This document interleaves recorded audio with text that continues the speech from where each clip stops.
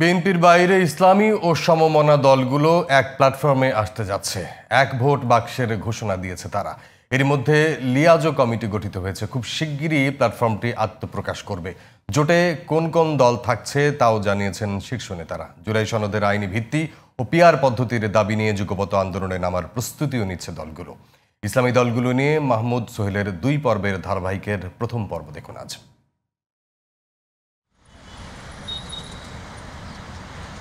আগামী বছর ফেব্রুয়ারিতে অনুষ্ঠিত হবে ত্রয়োদশ জাতীয় সংসদ নির্বাচন। এমপি হওয়ার দৌড়ে আছেন বিভিন্ন দলের প্রার্থীরা। ইসলামী দলগুলোর শীর্ষ নেতারা বলছেন, শুধু নির্বাচনের জন্য গণ অভ্যুত্থান হয়নি, তাই নির্বাচনী সংস্কার আর জুলাই সনদের আইনি ভিত্তি আদায়ে মাঠে নামবেন তারা। 7 থেকে 8টা দল ইনশাল্লাহ এক জায়গায় আসবে এবং অনেকের সঙ্গে কথা হয়েছে এবং একটা আমাদের লিয়াজো কমিটি হয়েছে। লিয়াজো কমিটির বৈঠক বারবার হচ্ছে যাতে এই ঐক্যের পরিসর বাড়ানো যায় আর অন্যান্য দলকে ইনক্লুড করা যায়, এর জন্য চেষ্টা চলমান আছে। আনুষ্ঠানিক আলোচনা আরও হয়েছে, যেমন এনসিপি, তারপরে গণ অধিকার পরিষদ, এদের সাথেও কথা হয়েছে। এবি পার্টি জনগণের দাবি অনুযায়ী তাদের আমাদের সংস্কার করতে হবে এবং খুনিদের বিচার ব্যবস্থা দৃশ্যমান করতে হবে এবং নির্বাচনের লেভেল প্লেইং ফিল্ড তৈরি করে নির্বাচন দিতে হবে। পিআরের পক্ষে আমাদের অবস্থানটা অত্যন্ত দৃঢ় মজবুত অবস্থান।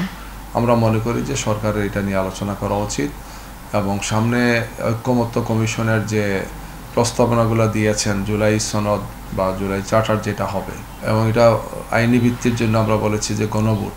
আমরা এখন এটাও যোগ করেছি যে প্রয়োজনে পিআরটাকে গণভোটে নিয়ে আসে। তত্ত্বাবধায়ক সরকারের মতো পিআর পদ্ধতিও রাজনৈতিক দলগুলো মানতে বাধ্য হবে বলে মন্তব্য তাদের।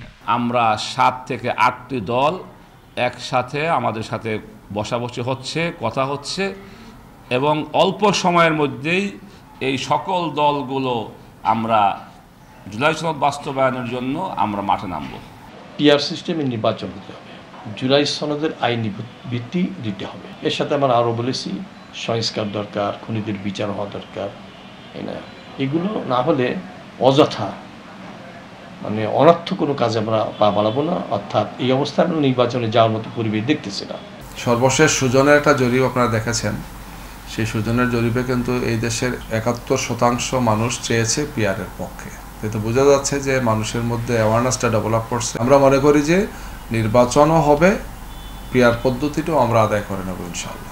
ডক্টর ইউনূসের বিরোধিতা নয়, বরং জন আকাঙ্ক্ষা পূরণ ও সরকারের ভুল ধরিয়ে দিতেই মাঠে কর্মসূচি দেবেন তারা। Mahmud Sohel, GTV news, Dhaka.